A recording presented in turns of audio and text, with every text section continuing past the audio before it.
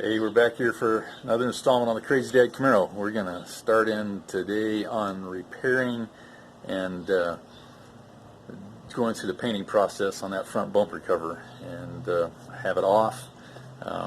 Already messed up, got in a hurry like I usually do, and pulled the thing off. In the previous video you've seen me talk about that. But I've got it off, and now we're going to launch into the repairs that we're making on using that windshield urethane to take care of those rips and tears that are in it.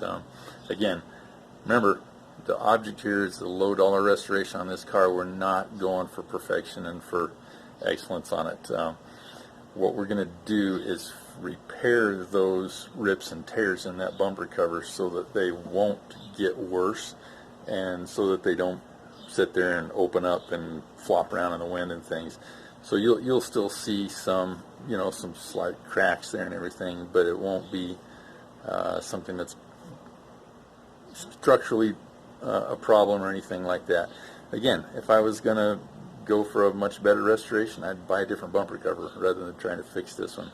Not that expensive to get one in a wrecking yard, but it's not what we're doing, and so we'll save ourselves that money and do this little repair with that leftover part of our windshield urethane that we've got, and get some paint going on that thing so that we've got it coming back here. So we're going to roll into that and show you the pictures of those repairs that we've done. Actually, as we start this video, we've already got them done, so we're just going to show you what we did and help you understand how to go about repairing something like that if you need to. Here's some of the repairs on this front bumper cover. We've got it sitting on a couple sawhorses here, and one of the things that I did first off, and I've talked about using masking tape to hold the joint together while you're gluing it, and this is actually some of the aluminum real duct tape that I used back in the same video where I did the fuel pump and the cover for the fuel pump in the trunk. But I use this because it's stronger than masking tape. But you want to get that and get your cracks held together where they're in the correct relationship to each other. And I've done that behind every one of them that I've worked on here. There's another one right there to be able to get them in place. And then I came in here, and this is kind of a new thing in the developing technique that I've done, but on each one of these repairs, where it would fit, I've cut myself a piece of aluminum, which I talked about doing before on the bumper cover of the blue cobalt. But this time, instead of going in and covering the whole area with the urethane first, what I did was I took the piece of aluminum in my hand and then covered it with the windshield urethane and put it into place and squeezed it in place. And then on this one of the things I did, you can see right down here, this was in a corner, so it comes here and there's a corner, and so I've kind of filled this corner up with the urethane too to give it even more strength in there. Kind of did a similar thing up here on this one, if you can see it well. So you got the plate in there, and then we went through and filled this corner up with the urethane so that it will give it something really strong there. And as I'm playing with that, I'm just not getting anything as far as movement goes, so I'm pretty happy about that. This one here was a lesser crack, and again, on the back side of it, I put my tape down there to hold it stiff, and then just press this one in place. There were no corners involved, so I didn't feel like we needed anything other than just getting it in place right there. And again, back over here, kind of a similar thing. Had a corner, so we filled the corner up with the urethane here. But this stuff's making some just amazing repairs on this bumper cover. And I've tried the welding process where you try to weld the crack up, both with plastic filler and without it, and I've not had any great results. When you do that, it kind of sticks it back together, but you don't get any strength in your repair, and this is putting massive strength back in there. And the only thing you've got to be aware of here is, do I have clearance in there, or is that going to hit something, you know, where it mounts to the car? But this has completely fixed this thing up, other than the cracks showing on the outside, which most of these are in kind of not obvious places. I'm not too worried about them. And I think by the time we get everything painted, it's going to look acceptable. Again, it's not going to be a show quality job, but it's going to work out all right. So there you have it. And then I came around, well, I had it sitting up there, and I've painted the bottom edges of everything with the orange paint. You probably saw me stick my fingers in it again up here earlier, but I just put a coat on this surface here that's going to be hard to paint when I get it back on the car. So I've got that, and I am going to flip it over here and paint the top side of it before I put it back on the car. So that's going to be the next process that we're going through. I'll paint it and probably do some taping off of the front and do my second color, where I have the dark gray on the top, which will be down in this area and roll down over the nose of the bumper cover some. So I'll do that. I'll get these black areas repainted and things like that, and then we'll be ready to have the thing go back on. So there you have it. That's the next step in the repair of the nose cone of the Camaro, the Crazy Dad Camaro.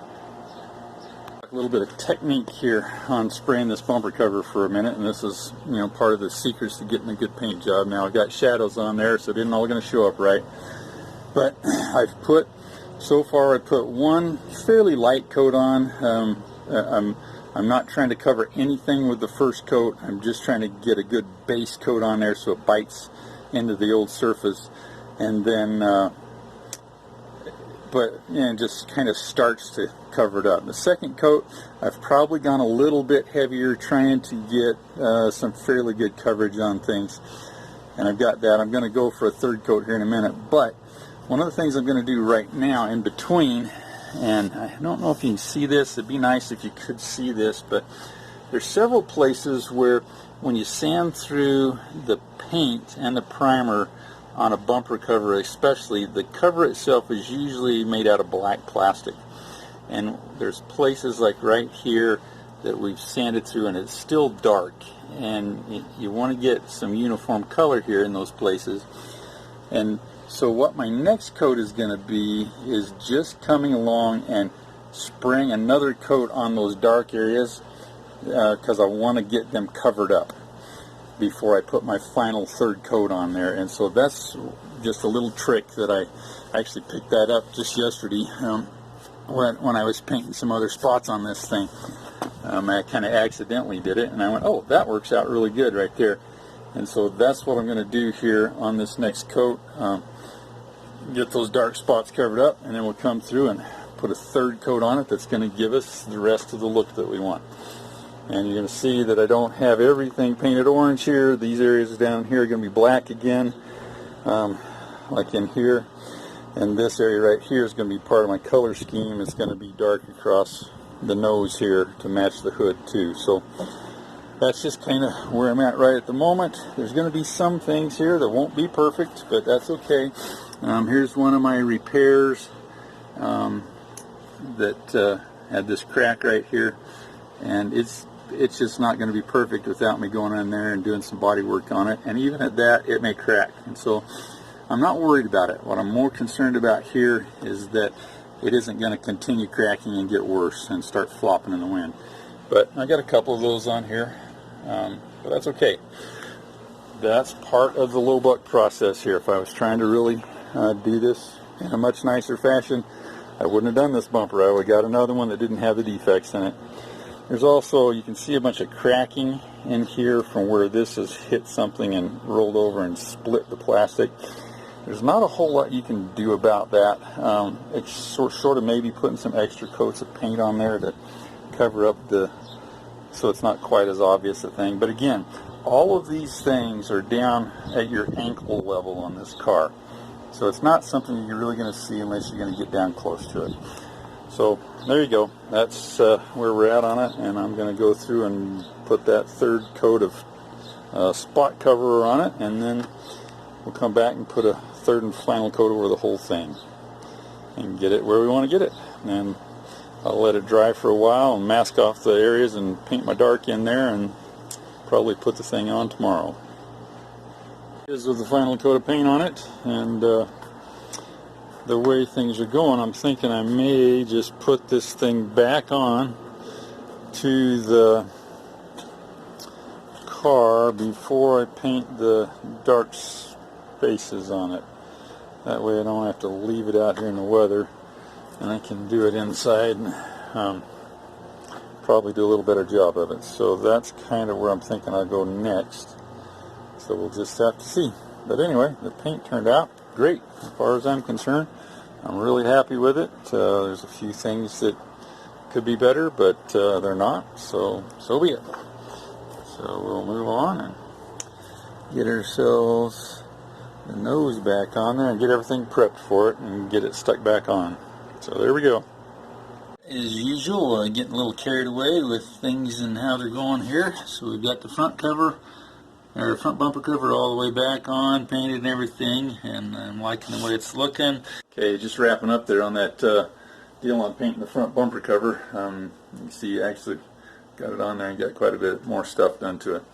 But what I did ended up, I said I probably was not going to paint the black parts until I put it on, but I changed my mind and the next morning decided to go ahead and mask off the part where the color continuation comes down from the hood, and extended that. So I painted that and the area around the headlights that cut out there.